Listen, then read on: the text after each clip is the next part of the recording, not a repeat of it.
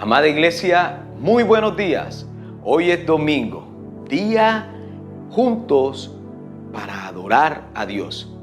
En esta mañana te invito allí donde tú estás, en tu casa, en el lugar de trabajo o en tu vehículo, a alabar y adorar el nombre de Dios. Únete a nosotros y cantemos al Rey de Reyes y Señor de Señores. El salmista escribió: entrad por sus puertas con acción de gracias y por sus atrios con alabanza. El Señor Jesús dijo: donde estén dos o tres congregados en mi nombre, allí estaré yo. Este es el día que hizo el Señor, día de gozarnos, día de adorarnos. Oremos juntos. Dios y Padre nuestro que estás en los cielos, te damos a ti toda la gloria y la honra, porque tú eres bueno, tú eres majestuoso y digno de suprema alabanza. Te honramos y te adoramos a ti, Rey de Reyes, porque grandes han sido tus maravillas para con nosotros. Exaltamos tu nombre y te pedimos que nos hables a nuestros corazones, a nuestras mentes, a todo nuestro ser, Señor, tu palabra. Te honramos, te adoramos y te exaltamos. Y te damos a ti toda la gloria, la honra y el poder, porque tú eres digno. En el nombre de tu Hijo amado Jesús oramos. Amén y amén.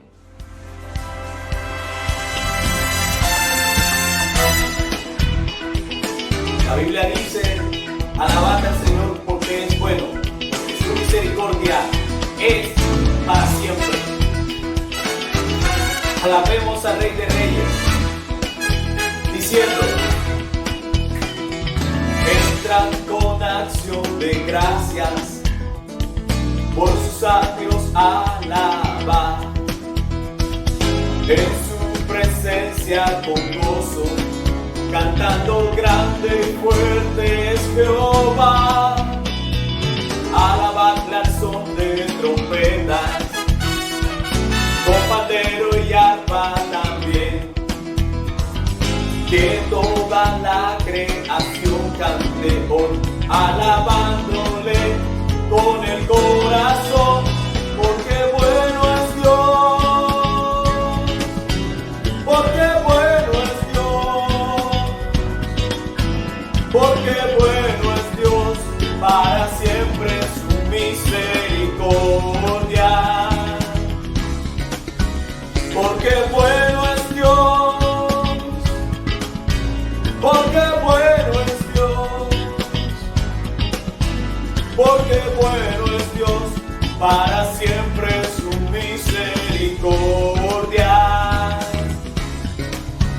porque bueno es Dios, para siempre su misericordia.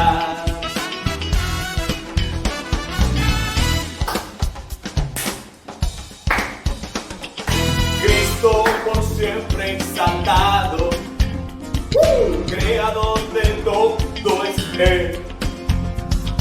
Ven ante Él a mostrarte, manos levantar y tu voz alzar, porque bueno es Dios, porque bueno es Dios, porque bueno es Dios, para siempre su misericordia.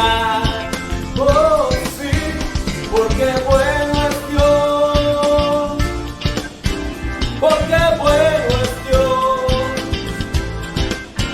porque bueno es Dios, para siempre su misericordia, porque bueno es Dios, para siempre su misericordia, porque bueno es Dios, para siempre su misericordia. Amén. Sí, el Señor es bueno. Yo te invito a que adores a aquel que ha sido bueno con cada uno de nosotros. El Señor ha dicho en su palabra, Él ha prometido estar con nosotros todos los días hasta el fin, porque Él es bueno. Te doy gracias a Dios por todas las personas, Señor, que hoy conmigo, Señor, te adoran y te cantan. Mi esposa, mis hijos, Señor, mis amigos, los pastores, los miembros de la congregación, Señor. Te doy gracias, Dios, por todas las personas que están conmigo, Dios. Muchas gracias, Dios. Gracias, Dios. Muchas gracias porque tú has sido bueno, Señor. Oh, porque bueno es Dios. Porque bueno es Dios. Porque bueno es Dios. Siempre su misericordia. Porque bueno es Dios, para siempre su misericordia. Porque bueno es Dios, porque bueno es Dios, porque bueno es Dios, para siempre su misericordia. Sí, porque bueno es Dios, porque bueno es Dios, porque bueno es Dios, para siempre su misericordia. Porque bueno es Dios, para siempre su misericordia. Porque bueno es Dios, para siempre su misericordia. Por siempre.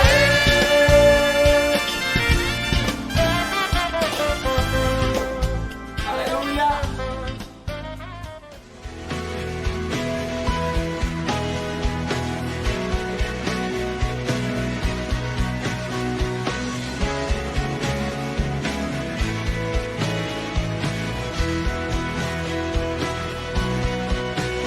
El Dios que hizo los cielos y la tierra con el poder de su palabra y reina con autoridad. El Dios que aún los vientos le obedece y una palabra es suficiente para los muertos levantar. Nadie es como Él, oh gran yo soy. Él es el Dios que adoramos, todopoderoso y soberano, grande misericordia y poder para salvar. Eres el Dios que adoramos, quien derrotó la muerte y el pecado, glorioso Redentor y Rey, te adoramos.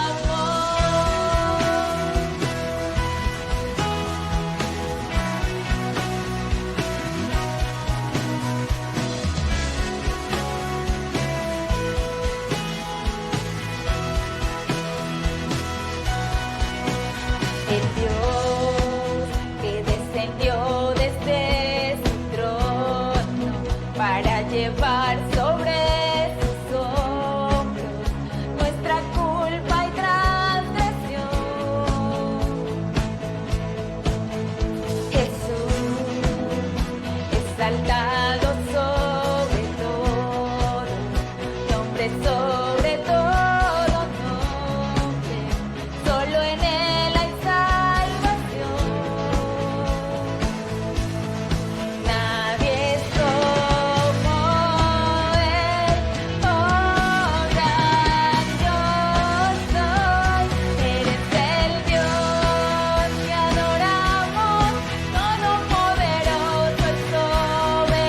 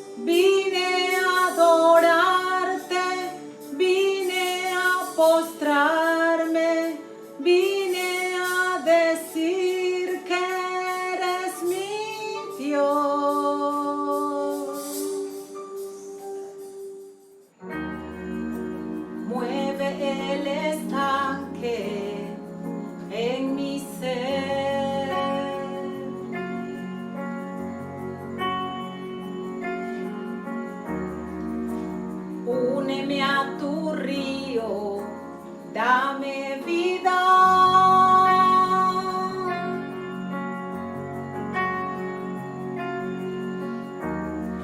No sé qué palabras decir que provoquen que me quieras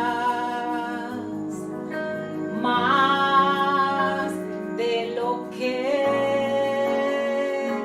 me amas. Ven, Señor, como dijiste, derrama tu gloria, derrama tu gloria.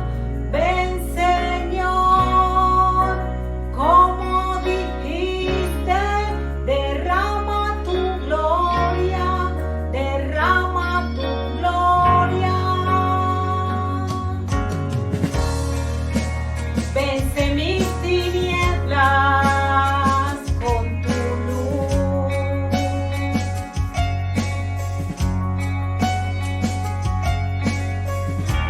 Sé mi fuerza hoy, oh Jesús.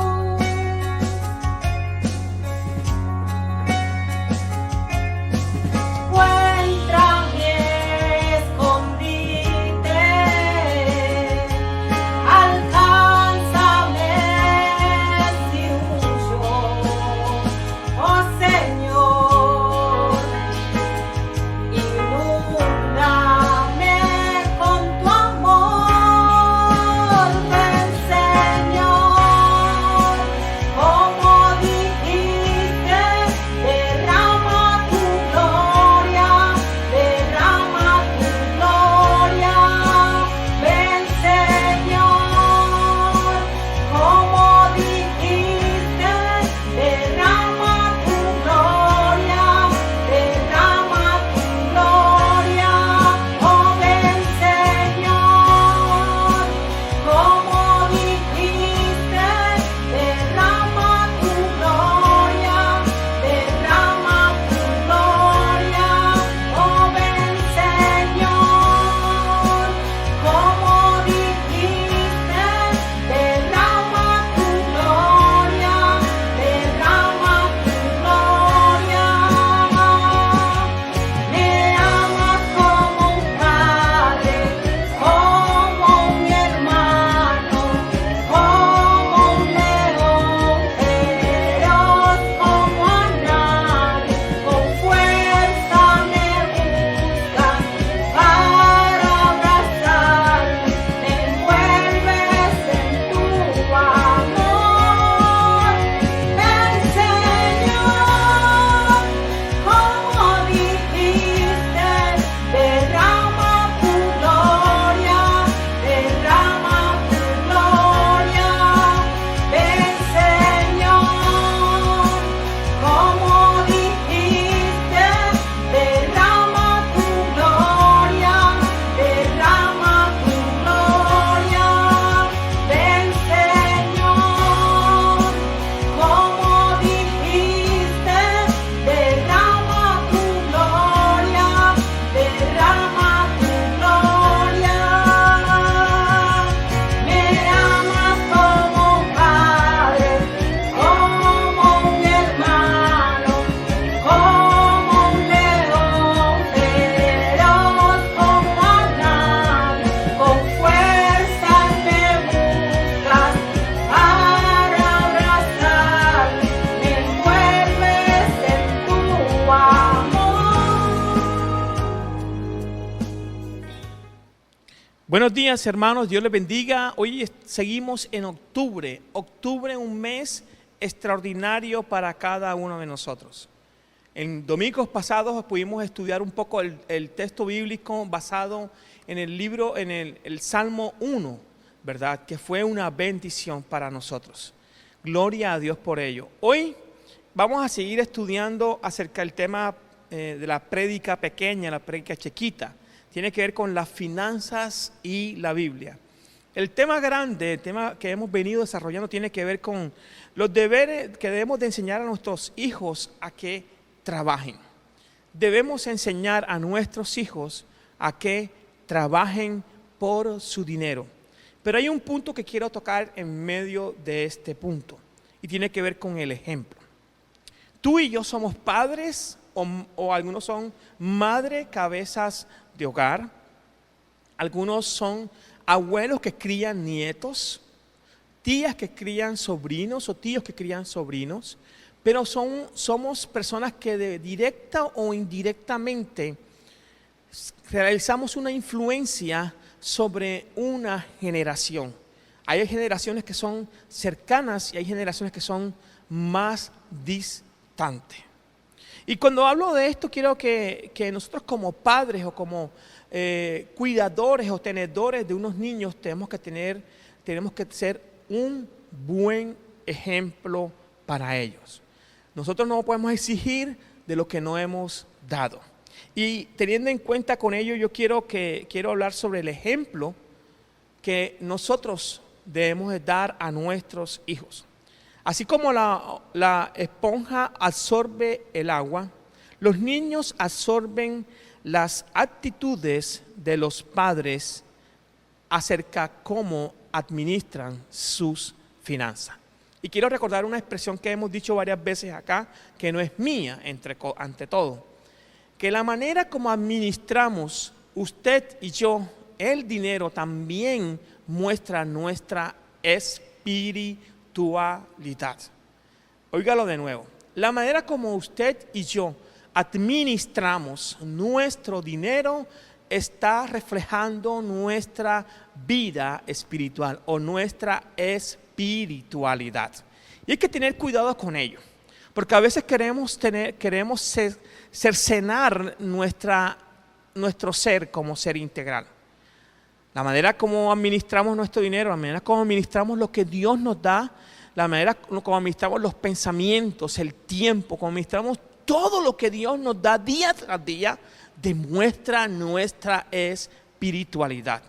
Quiero decirte que debemos también ser hallados en esta área de nuestra vida. No simplemente decir, otra vez hablando de lo mismo. O, bueno, ¿qué vamos a hacer si así fui criado yo? Yo te quiero decir que la Biblia, todo lo que yo estoy enseñando acá, me lo ha enseñado este hermoso texto bíblico. Y yo soy un lector de los proverbios, no me cansaré de decirlo. Y la mayoría de mis enseñanzas salen de ese tiempo devocional. Ver proverbios y salmos son dos libros de la Biblia que traen mucha sabiduría. El libro de proverbios nos ayuda a vivir la fe de una manera práctica. Y el libro de Proverbios nos muestra contrastes entre una cosa buena y lo malo, pero ante todo nos enseña lo que hay en el corazón del Padre para con nosotros como sus hijos. Y lo vuelvo a repetir, ante todo nos muestra su palabra, lo que hay en el corazón del Padre para ti y para mí. Y esto es lo que hace un proceso de revolución y de transformación en mi ser interior. Así como Pablo dice, que todo vuestro ser interior sea restaurado, sea cada vez transformado con respecto a eso. Aunque nuestro ser exterior sea deteriorado por el normal funcionamiento del ciclo de vida de todos los seres humanos.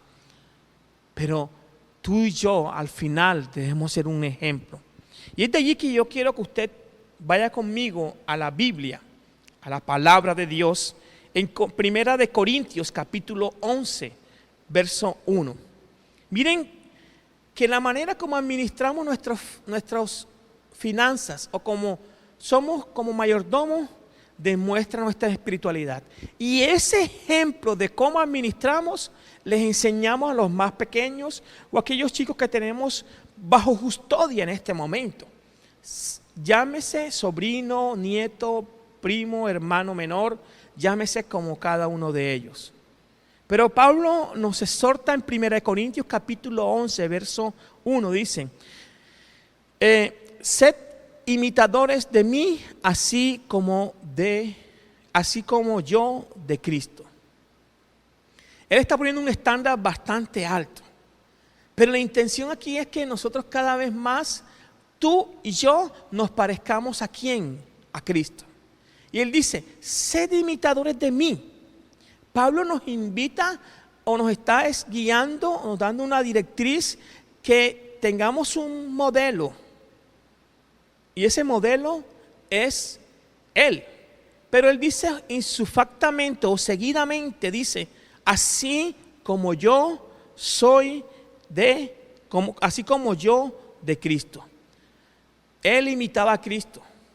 O sea, que lo que uno puede ver en Pablo es lo que uno puede ver en Cristo. No hay diferencia. Y me encanta cuando Pablo dice, habla Pablo y no el Señor. Hace una referencia sobre ello.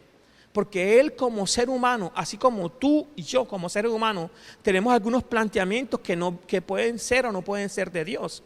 Y nosotros tenemos de diferenciar si estos planteamientos vienen o no vienen de Dios. Y Pablo, en su sabiduría de parte de Dios, dice, habla Pablo, no Cristo, o no Dios.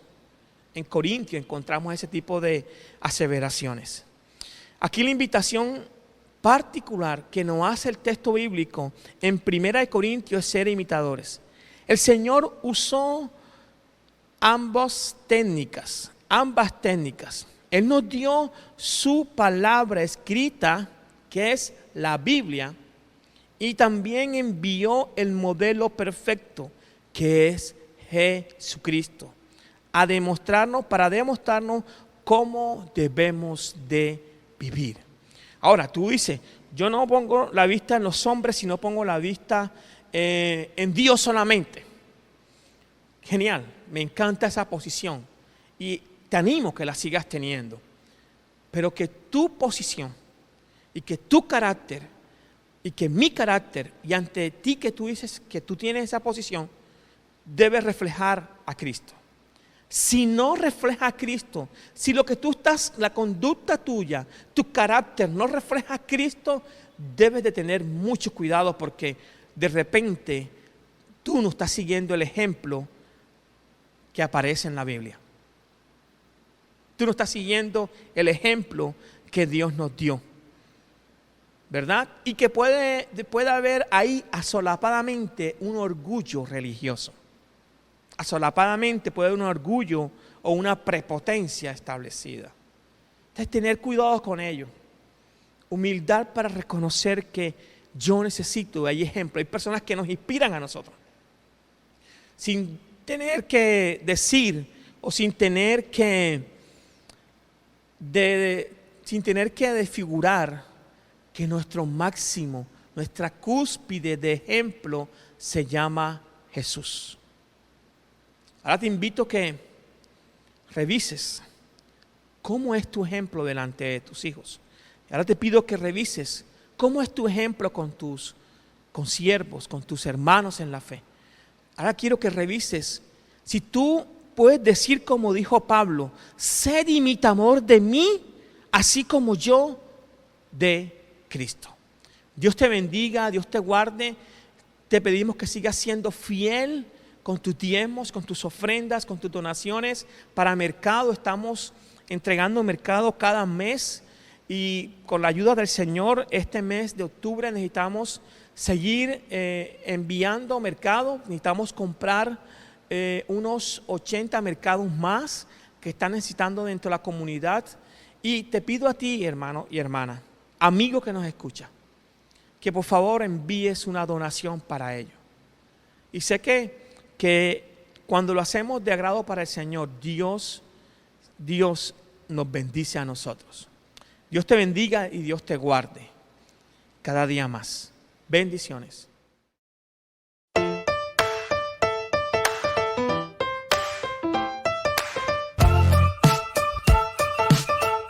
¿Puedes ver estas agradables sonrisas?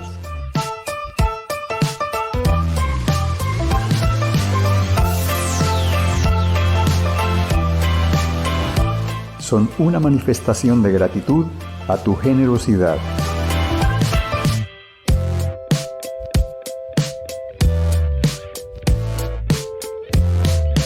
Con tu ayuda, con tus aportes, hemos podido hacer entrega de mercados a nuestros hermanos más necesitados por un valor cercano a los 10 millones de pesos.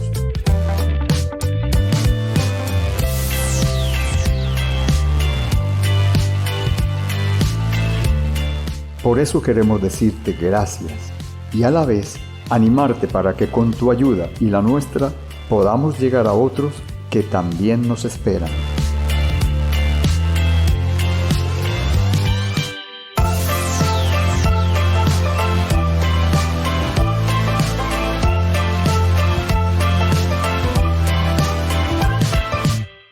Gracias, Iglesia. Con tu apoyo estamos ayudando.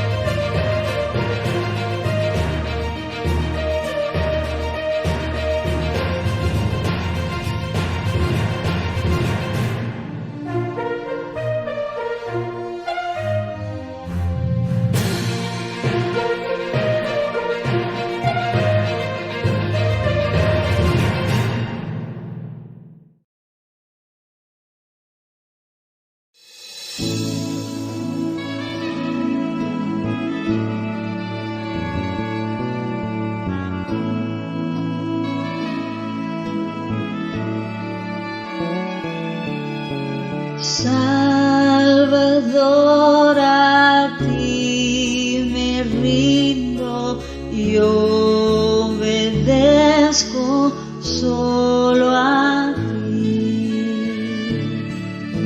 Mi guiador, mi fortaleza, todo encuentra mi alma en ti.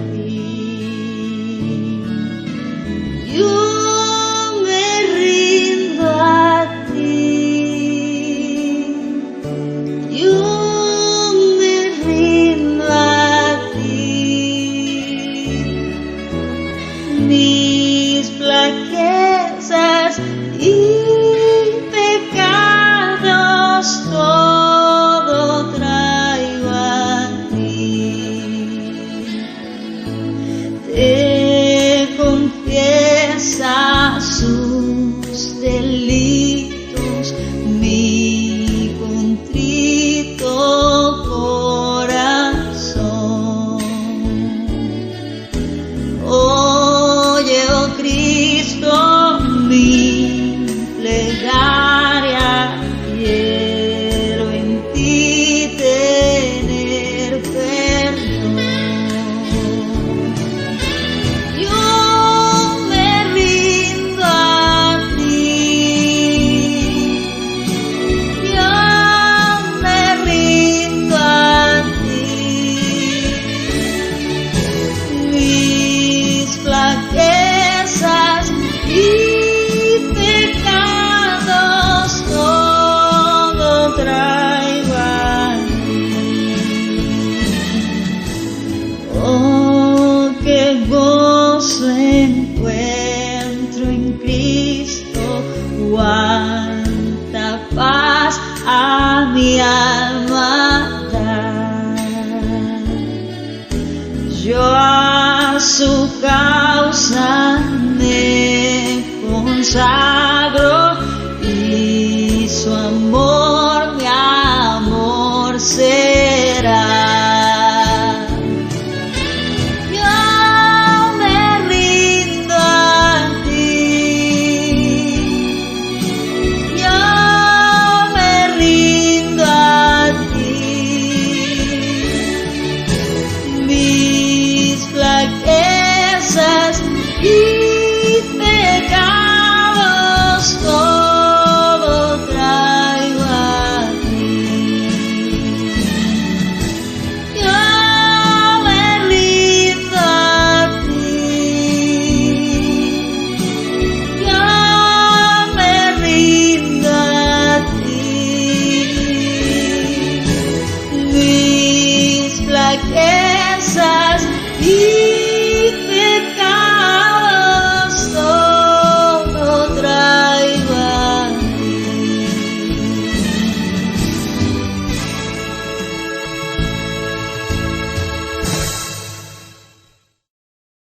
Buenos días, hermanos. Hoy vamos a tener una prédica bien particular. Y quiero que anote el título, por favor. Anote su título, el título de la prédica como tal, el tema. Es Historia y Fundamento de Nuestra Fe Viva. Y termina así, nuestra fe viva, porque la fe que nosotros vivimos es una fe viva. La pregunta que me embarga o que podemos hacer es cómo llegamos hasta este 2020 siendo iglesia. Y nosotros tenemos que entender algo bien particular. El que no conoce su historia, esto lo dijo Napoleón, está condenado a repetirla. Y muchas veces nosotros, el tema de la historia en la escuela o en el proceso de las cosas nos aburren. Pero es necesario saber, a diferencia, a mí me encanta la historia. Porque así yo entiendo más, de una manera más holística, más amplia, de dónde vengo, por dónde voy y hacia dónde podía ir. Y no cometer los desaciertos que cometieron algunas personas anteriormente. Pero también entender que esa historia nos ayuda a ver la fidelidad de Dios para con usted y para conmigo. ¿Sabe por qué? Porque gracias a la fidelidad de Dios, gracias a los decretos de Dios, gracias a la soberanía de Dios, hoy tú y yo estamos acá. Hoy tú y yo somos creyentes. Pero lo que pasó para que usted o para que tú y yo estemos acá, tuvieron que pasar muchas cosas. Y a veces no valoramos lo que vivieron otras personas. Y tú y yo necesitamos valorar eso. Valorar la primera persona que colocó un ladrillo en este templo. ¿Quién fue la primera persona que colocó un ladrillo? Porque la persona cuando colocó un ladrillo en este templo tenía la fe y la certeza que él, este ladrillo que estaba siendo colocado, iba a edificar un templo grande donde tú y yo nos hemos congregado por muchos años. Donde tú y yo hemos venido a este lugar y hemos vivido experiencias extraordinarias con Dios, con nuestro Padre. Pero también al ver el templo uno dice, wow, aquellos que creyeron pensaron en ti y pensaron en mí. Y oraron por ti y oraron por mí. Es interesante ver todo este proceso de una manera más amplia, mucho más amplia. Ustedes han notado que yo uso mucho la palabra protestante, más que evangélico y más que cristiano, porque nuestra raíz viene del protestantismo. Tu raíz de fe y mi raíz de fe viene del protestantismo, donde alguien se levantó en una época especial que hace parte de la historia de la iglesia, pero también de la historia universal, y vino y proclamó una verdad y Dios lo respaldó. Y por esa verdad, hoy tú y yo estamos aquí. Y le doy gracias a Dios por ellos. Pero hay gente que desconoce cómo han sido los hechos. Y vuelvo a repetir la expresión de Napoleón: el que no conoce su historia está condenado a repetirla. Te invito a que tengas paciencia y pongas mucha atención a lo que comenzamos a estudiar a partir de este momento. Y quiero iniciar con una palabra, una expresión del doctor D.L. Moody. Dice: las escrituras no nos fueron dadas para nuestra información. Las escrituras no son solamente para nuestra información, sino para nuestra transformación. Esta palabra, hermosa palabra, fue dada para que tú y yo seamos transformados. Y dentro de esa transformación está la importancia o la relevancia de conocer nuestra historia. Muchos dicen, ¿cómo hemos llegado a ser protestantes? ¿Qué pasó antes? ¿Cómo se dio esto del catolicismo al protestantismo? O cómo si toda la iglesia desde un inicio era católica o si de un inicio no era católica, o si de dónde vienen nuestras raíces, de dónde venimos nosotros. Todo eso es sumamente importante para que no te embolaten ni nadie pueda llevarte por viento de doctrina equivocada. Ahora, permítame leer la introducción, que es bastante amplia y larga, y quise reducirla, pero no pude. Y leo para ustedes. Al terminar la persecución del Imperio Romano, entendiendo algo bien importante, nace la iglesia primitiva según el libro de los Hechos. Y el libro de los Hechos, escrita por el doctor Lucas, ¿verdad? Él nos da una descripción qué pasó con la iglesia. Y en medio de eso podemos encontrar que la iglesia nace en el corazón del mismo Dios y lo implanta o la coloca en un lugar específico, en Jerusalén. Pero habían eventos que van paralelos de la historia universal. Recuerda que había unos imperios, los persas, los medo-persas, los asirios. En ese momento el imperio que estaba era el imperio romano.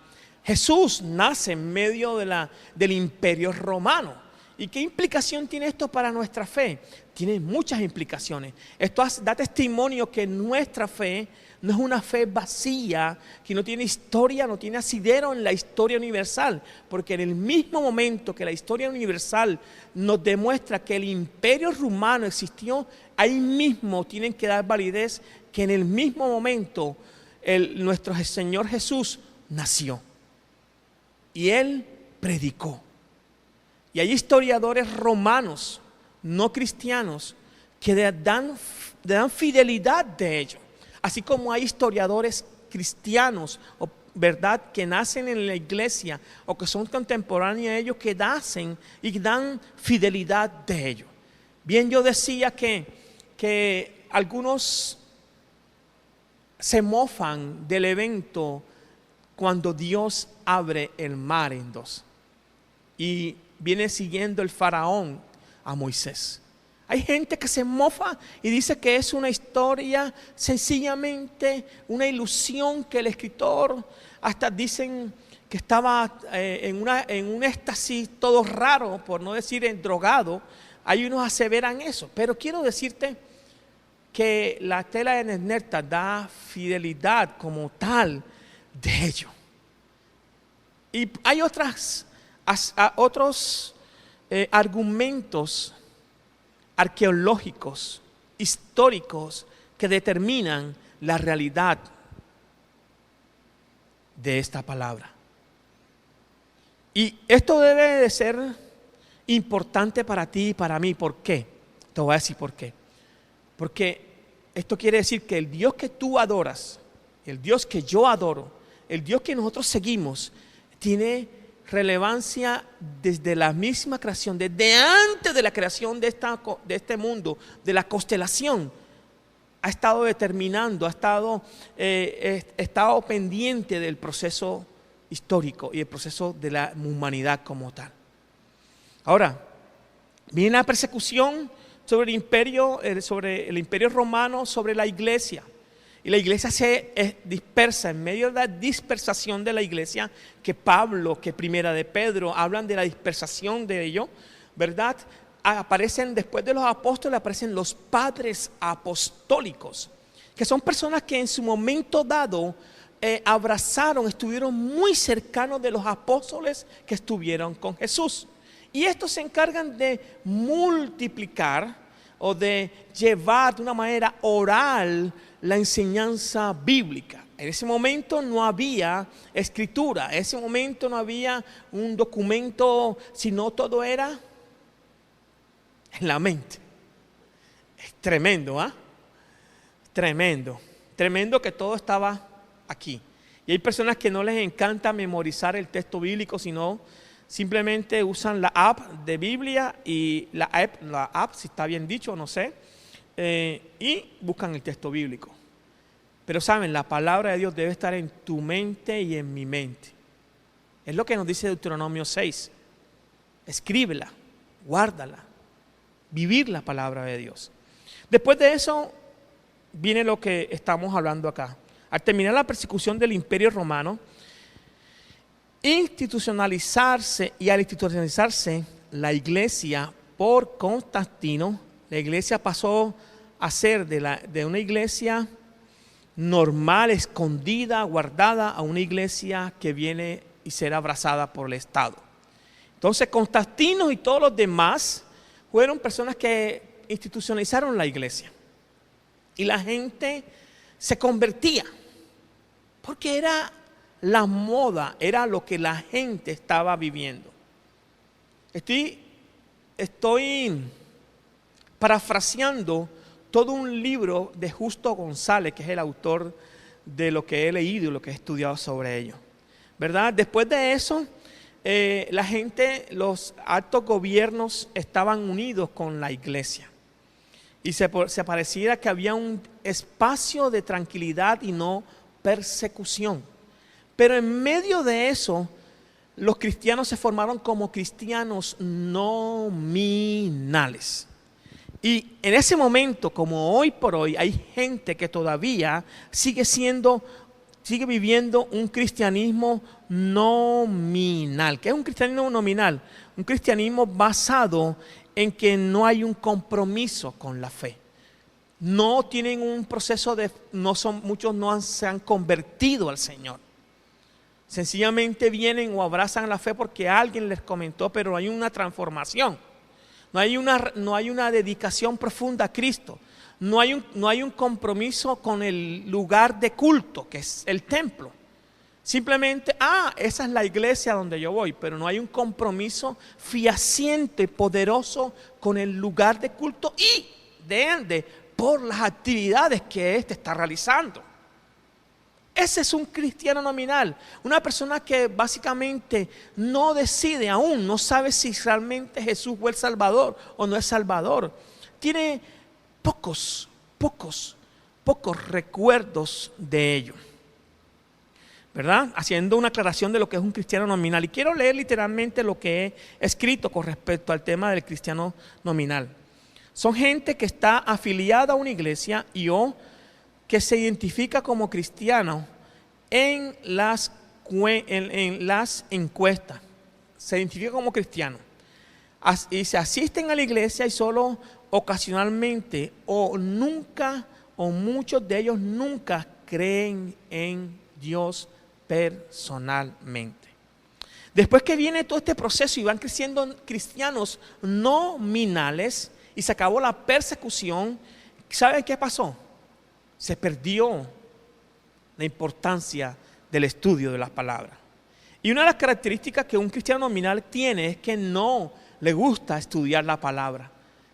Tiene comezón de oído. Siempre quiere escuchar algo que vaya conforme a su autoestima o su convicción o su comodidad, pero algo que le incomoda no le gusta. No le gusta. Entonces, como ahora estamos en la virtualidad, es fácil buscar el predicador que es de mi gusto. Pero no entiende que Dios lo ha puesto en un lugar para que Él sea transformado. Y te quiero decir algo que he aprendido en la vida, que Dios me ha hablado muchas veces.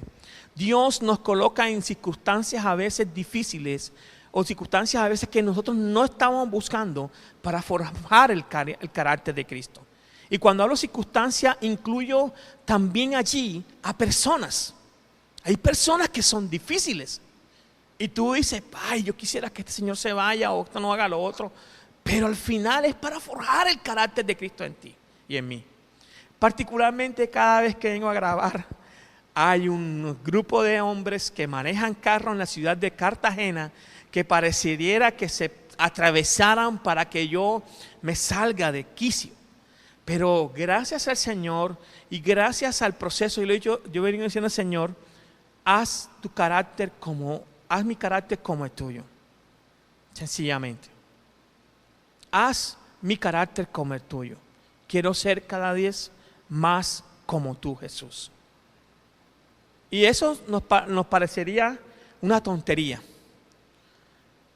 Pero hay momentos también que Dios usa tu vida y te coloca en la vida de una persona para forjar algo en la vida de ella.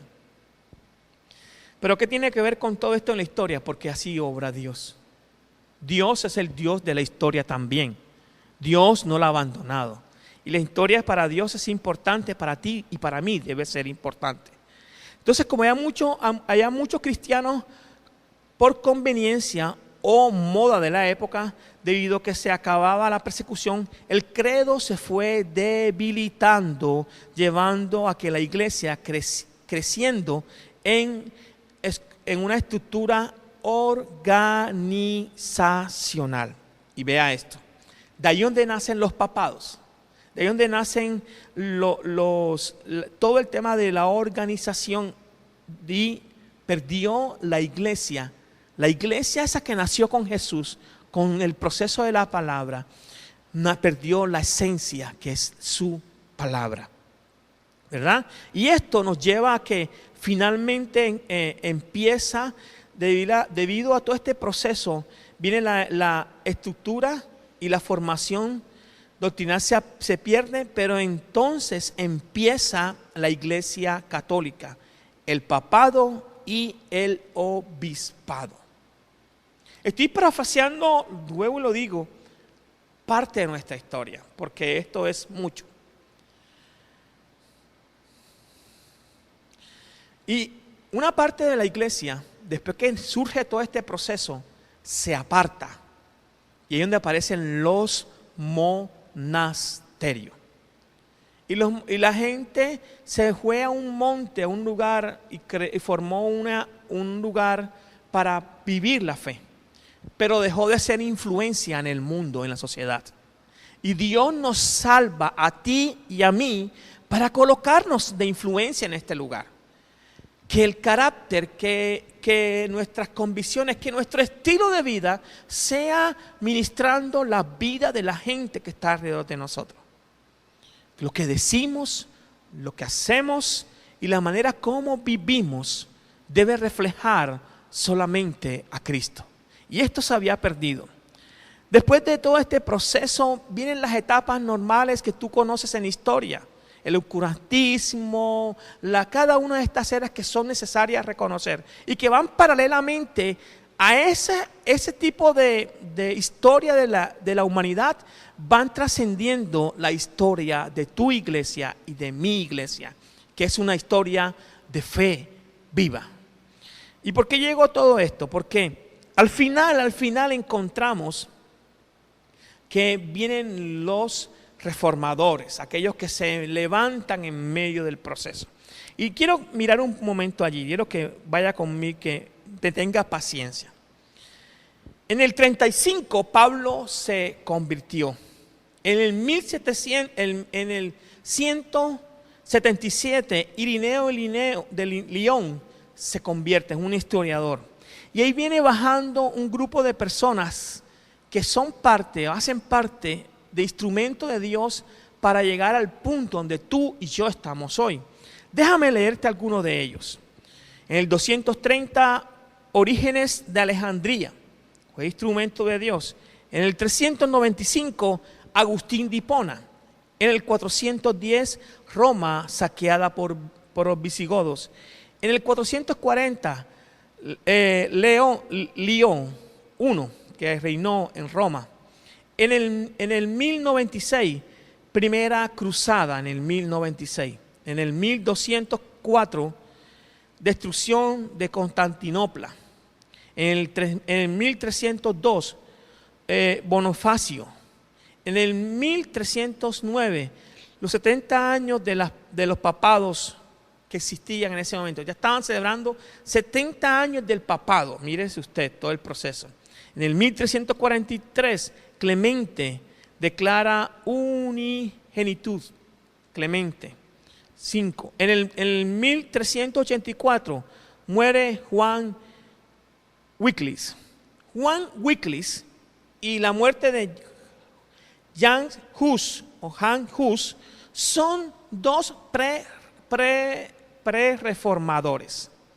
Son personas que estuvieron mucho antes de Lutero y que ellos levantaron su voz contra la iglesia tradicional y contra todo lo que estaban haciendo.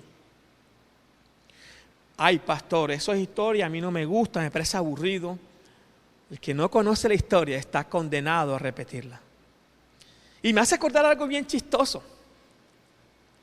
Estando por mi casa en Medellín, salí un día y me encontré un vecino de aquí de mi casa en Cartagena.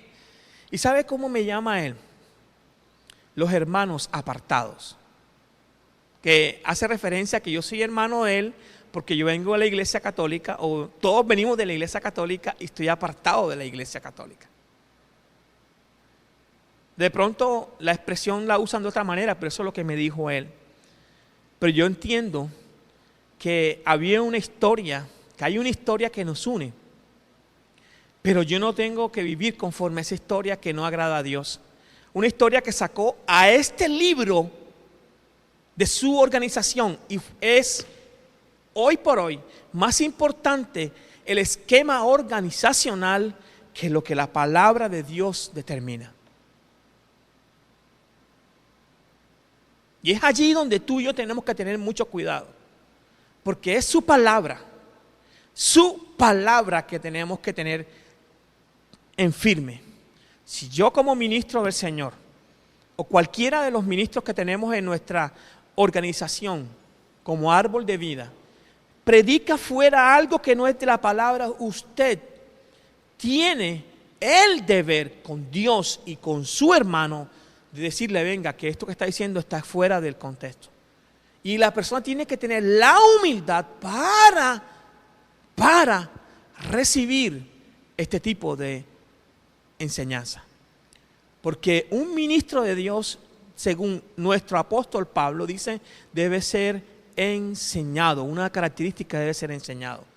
Y yo reconozco que hay gente que me ha llamado y me dice, pastor, esto no lo entendí, o esto porque usted lo dijo, o cuando me he equivocado, lo voy a decir, me he equivocado.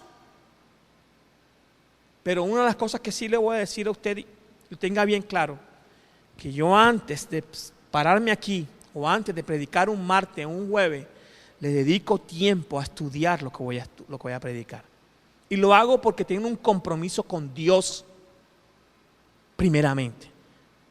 Y el compromiso nace de lo que Dios hizo por mí a través de su Hijo en la cruz. De ahí nace mi compromiso. No con la gente, sino con Dios. Y ese compromiso con Dios convierte que mi compromiso con usted que me escucha, con usted que me ve, se vuelva un compromiso con usted. Pero nace en el compromiso que hizo Jesús por ti y por mí en la cruz.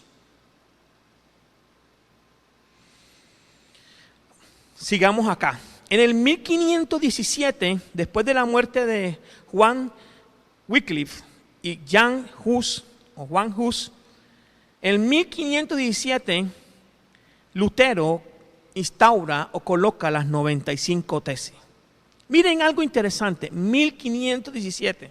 Todo comenzó en el año 35 después de Cristo. Ya estamos en el año 1517 y es cuando la iglesia del Señor vuelve a lo que tenía que debió ser. Y es volver a esto, a la palabra de Dios. En el 1517, y quiero que tengan mucha paciencia, por la pura gracia de Dios, los reformadores, la reforma protestante generó uno de los movimientos cristianos más grandes de la historia desde la aparición del cristianismo. En el 1517, en este mes que estamos celebrando, el mes de la Biblia, en este mes que estamos compartiendo sobre la Biblia, y de pronto vamos a seguir el próximo mes hablando sobre ello, en este mes que se celebra, no se celebra Halloween, se celebra el día de la Biblia, en el día de la Reforma. El día cuando un hombre de Dios fue tomado, un monje católico fue tomado por Dios mientras que leía la palabra de Dios. Y Dios lo transformó, le habló, siendo un doctor, siendo un erudito en la carta de Romanos. Lutero fue tomado y fue transformado por Dios y confrontado. Y él se levantó en contra, fue contracultura de lo que estaba viviendo. Y me hace acordar que ¿Saben una cosa? La palabra contracultura es un tema normal hoy, o un léxico que podemos entender, pero en la realidad o en la práctica, Daniel fue también contracultura. Daniel decidió no contaminarse con las cosas del enemigo, con lo que había en ese momento. Y Lutero decidió no ir conforme a lo que en ese momento se estaba dando. Pero a veces no entendemos todo el panorama de nuestra fe. Miren algo bien lindo, bien especial. Vaya buscando ahí a su carta a los Romanos, por favor, capítulo 1. Romanos, y sigo leyendo para usted. Busque Romanos capítulo 1, verso 16. Téngalo ahí su Biblia abierta, por favor. Y sigo leyendo lo que hemos escrito para usted. Lutero hizo explotar una bomba que se venía cargada de explosivos durante varios siglos, teniendo en cuenta que este monje alemán no fue el primero en criticar las acciones poco bíblicas de la iglesia institucional. ¿Cuál es la iglesia institucional? La iglesia de Roma, la iglesia que nace en el tiempo de Constantino. En ese momento, él se levanta, pero el incidente que inició Lutero no permaneció cohesionado debido a que varios factores, entre ellos factores geográficos, económicos y sociales y políticos. Hoy se cree que se generaron al menos 4 grandes reformas protestantes antes de que se cumplieran 100 años de la publicación de las 95 tesis de Lutero. Luteranos, calvinistas o reformados, anabautistas y anglicanos fueron las 4 ramas más importantes de la reforma. Quiero que revise, que usted mire lo que vamos a colocar en el tablero, en su televisor, perdóneme. Estamos hablando de las 4 ramas más importantes de la reforma. Y es importante entender esto, hermano o hermana. 4 ramas más importantes que le llaman las iglesias históricas. Y quiero decirte algo particular. En días pasados tuve una reunión toda una mañana con el Ministerio de Interior, que nos invitó toda una mañana el jueves. Y tuvimos que llenar un formato. Y en el formato no aparecía iglesia cristiana como tal. Aparecía, y vuelvo a leer, los luteranos, los calvinistas o reformados, los anabautistas y los anglicanos. Aparecían estas cuatro ramas importantes de la reforma. 4 ramas importantes de la reforma. No aparecían las demás. Esto me llamó la atención particularmente. Entonces yo, como cristiano evangélico que vengo de una denominación, ¿dónde debería estar? Yo soy cristiano. Entonces, por ahí había un cristiano trinitario y otro punto era cristiano, no recuerdo la otra expresión. Pero es particularmente ver que los que hicieron ese informe tienen en cuenta de dónde venimos. ¿Y quiénes son esas iglesias? ¿Cuáles son las iglesias llamadas históricas? Ahora, yo le dije que revisaras o que miraras en tu pantalla lo que estamos mostrando. Y quiero hablarte sobre eso. Nosotros como AIC o como árbol de vida venimos, habían 4 vertientes, son anabautistas, anglicanos, calvinistas y luteranos. Yo quiero que vayas al punto, que mires el tema de los anglicanos. En Londres, en Inglaterra, existe el anglicanismo. Aquí hay algunas iglesias que son así parecidas. Ahora voy a leer sobre ellas, pero quiero que revises algo bien interesante. Del anglicanismo vienen los puritanos, los episcopales, los cuáqueros, donde viene cuáqueros, los bautistas y los congregacionalistas. Ahí lo aparece en tu televisor. Ahí lo vamos ampliando un poquito a poquito. Pero en medio de eso también vienen los metodistas. de los anglicanos nacen los metodistas, y de los metodistas es donde tú y yo venimos. Nosotros traemos una historia, una herencia histórica de los anglicanos.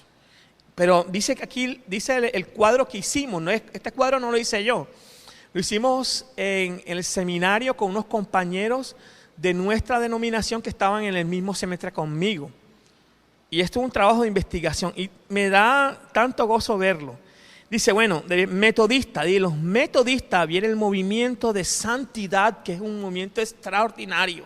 Y después viene el movimiento de avivamiento profundo. Después vienen las misiones. Ahí vamos mostrando en el tablero cada una de las misiones que hubieron hasta que llegamos en 1919. Escúchelo bien.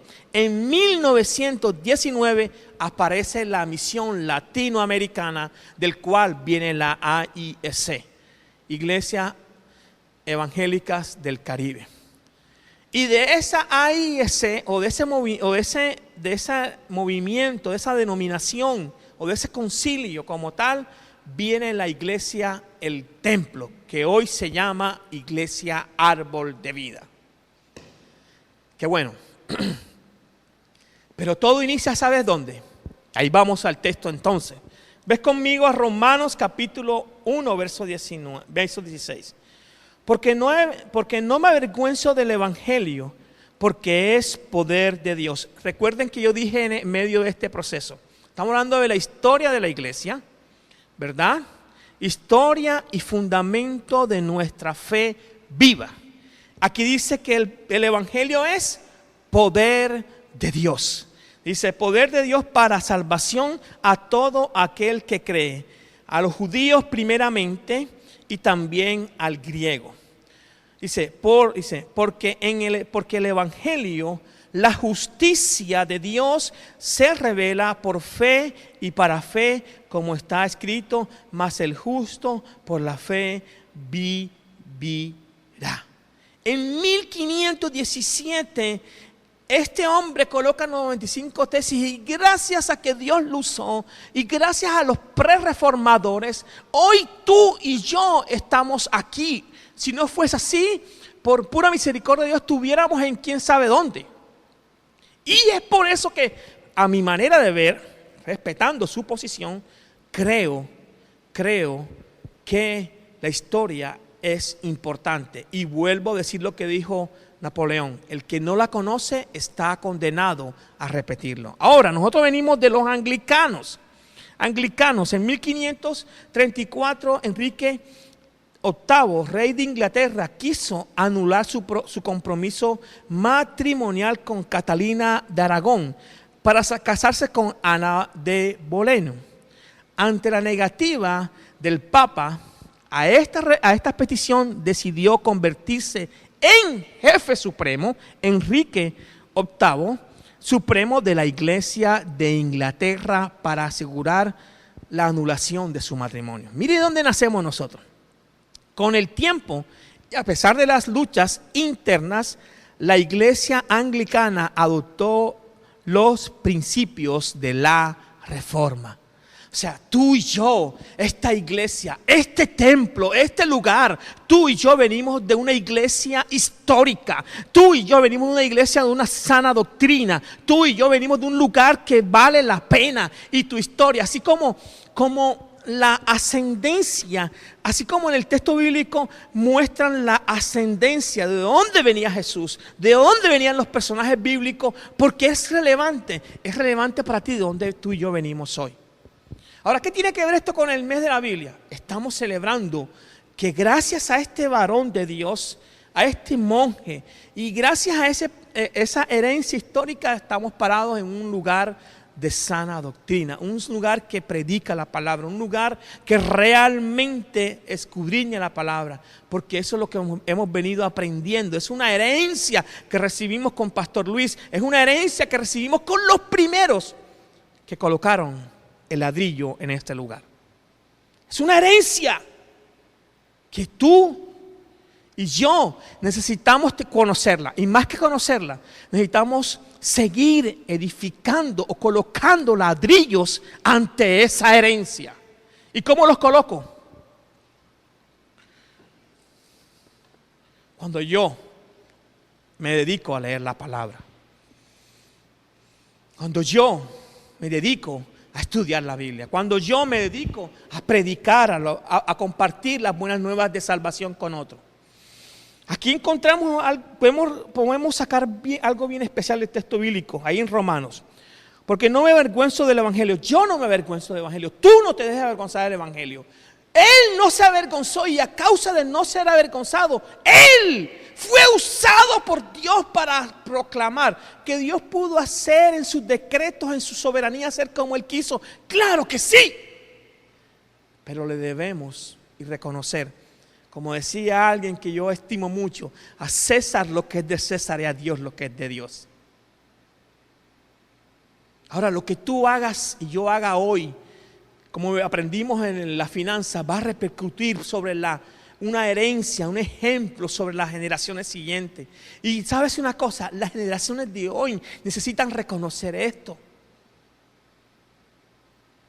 En días pasados conversaba con mi mamá. Y saben, ver algo tan lindo es reconocer que mi abuelo, mi tatarabuelo, el abuelo de mi mamá era una persona campesina del Urabá antioqueño. Una persona que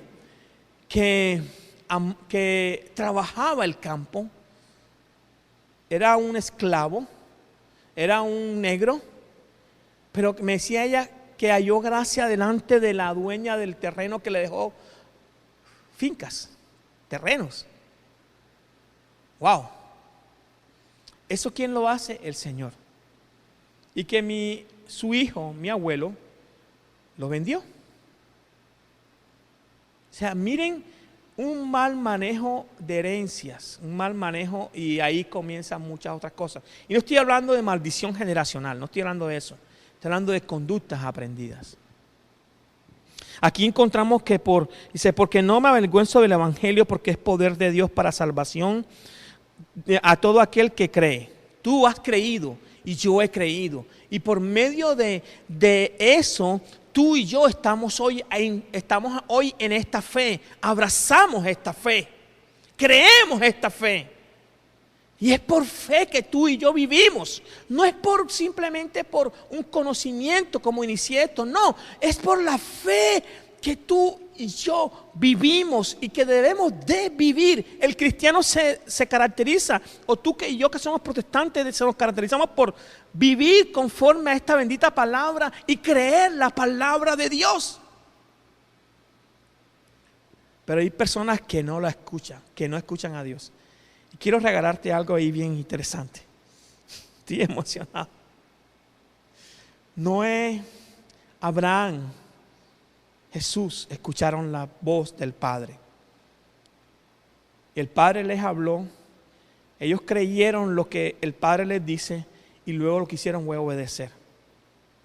Tú y yo escuchamos la palabra de Dios cuando lo leemos, pero cada exposición bíblica, sea quien sea, o lo haga como lo haga, a veces sin hermenéuticas, sin homiléticas, de repente puede ser a veces cosas que son descabelladas a nuestra conciencia, pero es la palabra de Dios. Y tú y yo debemos de, primero, escucharla. Y segundo, lo que debemos de hacer, creerla. Y tercero, obedecerla. Y dice aquí que él obedeció al judío primeramente y también al griego. Dice, porque el evangelio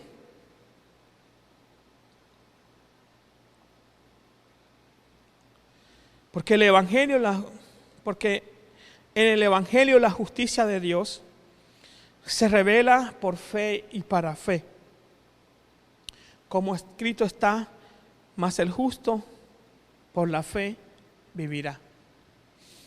Y Pablo apela a uno de los fundamentos de nuestra fe. ¿Sabes cuál es? Justificación.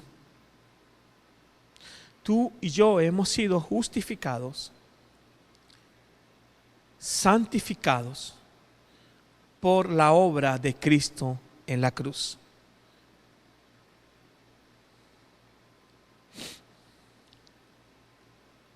Tú vivimos por esa justificación. Tú y yo vivimos por esa justificación. Discúlpeme. Y por esa justificación debemos glorificar al Señor. Yo quiero solicitarte, hermano, hermana y amigo, que pongas mucho cuidado lo que haces con la palabra de Dios. Que tengas mucho cuidado lo que puedes ahondar en esta palabra. La palabra de Dios es viva y eficaz. Y por esa palabra viva y eficaz que mora en ti, que mora en mí, trajo una revolución tan profunda en un medio de caos. Y por esa revolución tú y yo estamos aquí. Ahora nos toca a nosotros ser revolucionados por esta palabra y ser un instrumento de gracia para influenciar este mundo hoy.